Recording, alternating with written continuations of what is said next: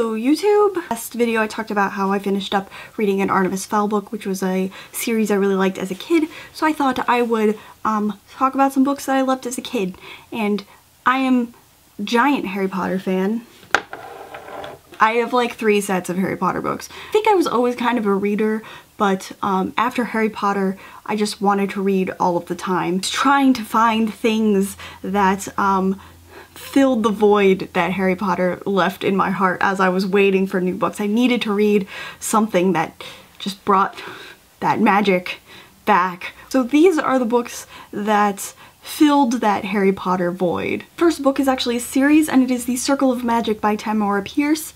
And this was a really good series. It was kind of like a magic school type of series, and I really liked it because each book was about a different main character. There were 4 or 5 main characters, I can't remember. It kind of had that Harry Potter vibe where it was a magic school and there was a bad guy that they had to defeat and things like that. And I'm not sure I actually read all of them, but I do remember reading most of them, and I remember the covers in my head very vividly, and I do remember that I really liked this series. Another book that I was really into as a kid is called So You Want to Be a Wizard by Diane Duane. I think that's how you say it. It's different than Harry Potter because the magic was kind of integrated into the Muggle world, if you will. They didn't get like whisked off to a magic school in the middle of nowhere. They practiced and learned their magic while living at home. Kind of like that take on learning magic where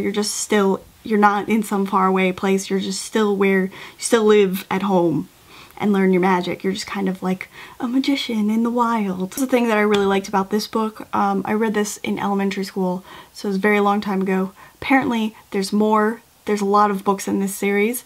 Also, if you're looking for like a good fantasy novel with diverse characters, this is a good one because I believe both of the characters are Hispanic. Main character's name is Juanita, and the second main character, his name is Christopher Rodriguez. This one I actually own a few of these books.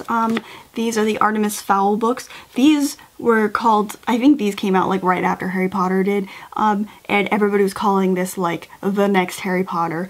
And I don't think that Artemis Fowl is kind of on the level of Harry Potter, but they are very imaginative and very fun reads. It's not really like magic school learning magic. There's like, and Artemis Fowl doesn't know magic. It's the mythical creatures that he encounters, but they're really kind of good like crime mystery type novels. Artemis Fowl is a very unlikable character, but towards like the 3rd book he's a little bit more likable. I read these in middle school and they were really interesting. I have the first 3. Apparently there are 8 books, which I've just learned after finishing the 3rd one recently. But yeah, Artemis Fowl is really good. It's really fun. If you like fart jokes, there's a lot of those. This one is The Dark is Rising by Suzanne Cooper, and this is probably one of my favorite series of all time. They're so good. They're older. I can't remember when she wrote them, but they are kind of older books. They've been out for a long time when I read them in 6th grade. There's a lot of Arthurian legend in it, and that's always been really interesting to me. So there's that, and I don't know how to describe these books. They seem very mellow, but not really. I can't describe them. There was a movie made out of the 2nd book. It was called The Seeker or The Dark is Rising, in like 2007, and it was horrible. Watching that movie, I was like, this is not what these books are. You just ruined everything, and the author also agrees with that. So, but these are really good books. So I just want to say there's something so magical about them. And I actually never finished the series. There's one more book that I did not read. It was the last one, so I don't really know how it ends. But also, you can kind of read them out of order. That's what I did. I read The Dark is Rising first, and then I went back and read the first one because I didn't know it was a series. Nobody told me that these things were series.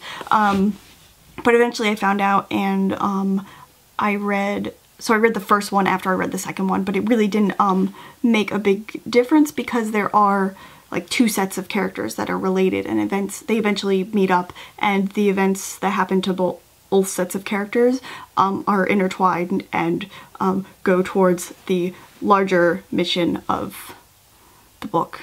I can't decide if this series or The Dark Rising is my favorite series after Harry Potter, but this is the Lost Years of Merlin series by T.A. Barron, and I loved these books so much. So these are about like Merlin as a kid, because you only, in Arthurian legend, you really only hear about Merlin as like an adult and King Arthur, but this is what happens before all of that and how Merlin learns all of his magic and things like that. And they're just really good. There's a lot of Welsh in them and a lot of names that were very difficult for my elementary and middle school self to pronounce, so I still really can't pronounce them because I started rereading this series. But yeah, it takes place on this like mythical island where he learns all of his magic. Merlin is actually very unlikable, but as I'm rereading, I'm discovering that he's kind of a jerk. But he gets better every book, and eventually he will become the great wizard that helps King Arthur. There's a lot of really great mythology and magical creatures and magic, and they do feel a little more adult for kids books. Reading them, I understand that they're children's books, but also looking back, I'm like, how did I understand this book as a kid? But I did, and it was really good. And I remember just waiting for the next book. I anticipated the next book so much because the last one, I read the first, how many are there? 1, 2, 3, 4. I read the first 4 books, and then the 5th one wasn't out yet. And I remember just every time I went to the bookstore, I'm like, is it out yet? Is it out yet? Because I don't think the information was on the internet, or I didn't know how to find it, because I was a child. But yeah, Lost Years of Merlin is really good. Apparently there are more that I need to read, and there might be a movie, there might not. I hope there's a movie. I think Disney might be doing it, so hopefully it won't be terrible if it ever gets made, and I really hope it does get made, because I love these books. And I think once I finish rereading this series, I will do a larger review of what I think of them. So those are the books that filled my Harry Potter void as a child. Let me know if you've read any of these books, or what filled your Harry Potter void if you had one, because I certainly did. That is all I've got for you guys today. I'm Christy Lou. Till next time, mata ne!